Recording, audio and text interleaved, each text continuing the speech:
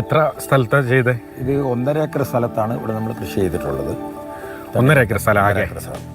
സാധാരണ നമ്മൾ പച്ചക്കറിയൊക്കെ ചെയ്യുന്നുണ്ടെങ്കിൽ തണ്ണിമത്തൻ ഇങ്ങനെ ഒറ്റ ക്രോപ്പായിട്ട് ഇങ്ങനെ ചെയ്യുന്നൊരു അധികം ഇല്ലല്ലോ. അപ്പോൾ ഇതെങ്ങനെ തണ്ണിമത്തൻ? ഇപ്പോൾ വയനാട്ടിൽ തന്നെ ഞങ്ങൾ ആദ്യത്തെ ഒരു സംരംഭമാണ്. ഒന്ന് ഇതിൻ്റെ ഈ ഗ്രീൻ കളറിൻ്റെ ഉള്ളിൽ യെല്ലോ കളറും, ഒന്ന് ഗ്രീൻ കളറിൻ്റെ ഉള്ളിൽ റെഡ് കളറും, അങ്ങനെ 2 വെറൈറ്റി. അപ്പോൾ വിത്തൊക്കെ എവിടെ നിന്ന് കിട്ടി? വിത്തെല്ലാം ഞങ്ങൾ മലപ്പുറം സൈഡിൽ നിന്നാണ് ഇത് പർച്ചേസ് ചെയ്തിട്ടുള്ളത്. അവിടെ ഒരു തോട്ടം പോയി ഞങ്ങൾ ആദ്യം തന്നെ നോക്കിയിരുന്നു. അപ്പോൾ അവിടെ ഒരു ചെറിയ തോട്ടം ഞങ്ങൾ കണ്ടു. അപ്പോൾ അവർ വിത്ത് ഉൽപ്പാദനവും കാര്യങ്ങളൊക്കെ ഉണ്ട്. അവരെ തന്നെ ഞങ്ങൾ വിത്ത് വാങ്ങി. പിന്നെ ഞങ്ങൾ കൃഷി ഡിപ്പാർട്ട്മെൻറ്റുമായിട്ട് കൃഷിഭവനുമായിട്ടും ഒക്കെ ബന്ധപ്പെട്ടു. അവർ ടൈമിൽ ഞങ്ങൾക്ക് വന്നിട്ടുള്ള ഗൈഡൻസ് കാര്യങ്ങളൊക്കെ തന്നുകൊണ്ടിരുന്നു. സബ്സിഡി എന്തെങ്കിലും? സബ്സിഡി ഇതിന് നമ്മൾ ഈ മത്സ്യത്തിനുള്ള സബ്സിഡി ഞങ്ങൾക്ക് കിട്ടുന്നുണ്ട്. പിന്നെ പയർ കൃഷിക്കുള്ള സബ്സിഡി ഉണ്ട്. ഈ വെള്ളം എവിടുന്ന സൗകര്യം ഉണ്ടോ? തോട്ട് ചേർന്ന് ഞങ്ങൾക്ക് തോട് സൗകര്യമുള്ളതുകൊണ്ട് തോട്ടിൽ നിന്ന് ഞങ്ങൾ ഏകദേശം ഒരു 100-150 മീറ്റർ ദൂരത്തിൽ തോടുണ്ട്. അവിടുന്ന് മോട്ടോർ പമ്പ് ചെയ്യണം. ഡ്രിപ്പ് അല്ലേ ഇട്ടിരിക്കുന്നത്? ഡ്രിപ്പാണ്. ഫുള്ളായിട്ട് ഒരേത്തിന്റെ ചോട്ടിൽ ഉള്ള അധികം വെള്ളം വേണ്ട. ആദ്യം വെള്ളം വേണം.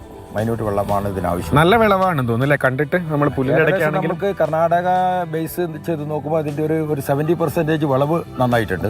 ഇത് ഒന്നിച്ചാവുമ്പോഴുള്ള ഒരു മാർക്കറ്റിംഗ് വിഷയം വരുന്നത്. മാർക്കറ്റിംഗ് വിഷയം ഞങ്ങൾ ഇതുവരെ അതിനെക്കുറിച്ച് ആലോചിച്ചിട്ടില്ല. ഇപ്പോൾ മാർക്കറ്റ് ഞങ്ങൾ വിളവെടുപ്പ് ആകുന്നതേ ഉള്ളൂ. അപ്പോൾ മാർക്കറ്റിംഗ് ഞങ്ങൾ വിചാരിക്കുന്ന ഞങ്ങൾ തന്നെ ഞങ്ങളുടെ ഗ്രാമത്തിൽ കൂടെ ആളുകൾ ഇത് കുറേ ആളുകൾ ഇത് കണ്ടിട്ടുണ്ട്. അപ്പോൾ ജൈവമായിട്ടാണ് ഇത് ചെയ്തിട്ടുള്ളത്. ഇതിൽ നമുക്ക് ഇതിന്റെ അജൈവമാണ്. ജൈവ കീട ഇതൊക്കെയാണ്. വേറെ മരുന്നൊന്നും ഉപയോഗിച്ചില്ല.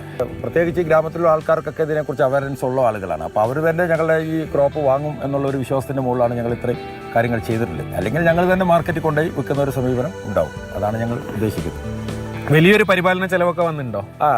ഞങ്ങൾക്ക് നന്നായിട്ട് ആദ്യമായിട്ട് ഉള്ള ഒരു കൃഷി ആയതുകൊണ്ട് തന്നെ ഞങ്ങൾക്ക് ചിലവ് നന്നായിട്ട് വന്നിട്ടുണ്ട്. ഒരു 1.5 ലക്ഷം റുപ്യയുടെ ഒരു ചിലവ് ഞങ്ങൾക്ക് ഇതിൽ വന്നിട്ടുണ്ട്. ഇത് തരിശു കിടന്ന ഭൂമിയായിരുന്നു. ഇത് കുറെ ഒരു 25 വർഷങ്ങളായിട്ട് ഇത് കൃഷി ചെയ്യാണ്ട് കിടക്കുന്ന ഒരു ഭൂമിയാണ്. എൻ്റെ രീതിയിലുള്ള ഭൂമിയാണ്.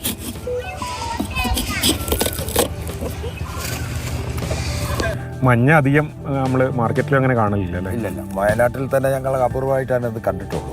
മഞ്ഞ ടേസ്റ്റ് അടിപൊളി ആവശ്യമുണ്ട്. കർണാടകയെ സംബന്ധിച്ചിട്ട് ഉണക്ക് ഇവിടെ ഇപ്പോൾ വെയിലൊക്കെ കറക്റ്റ് ആണെങ്കിൽ പോലും ഹ്യൂമിഡിറ്റി കൂടുതലുണ്ട് എയറിൽ.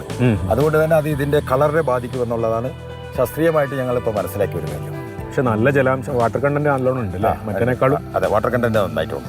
മധുരവും കിട്ടിയിട്ടുണ്ട്. കളറിൽ മാത്രം കുറച്ചൊരു കുറവ് കാണുന്നുണ്ട് സാധാരണ ഇതിൻ്റെ കർണാടക വെറൈറ്റി ആയിട്ട് നോക്കുമ്പോൾ.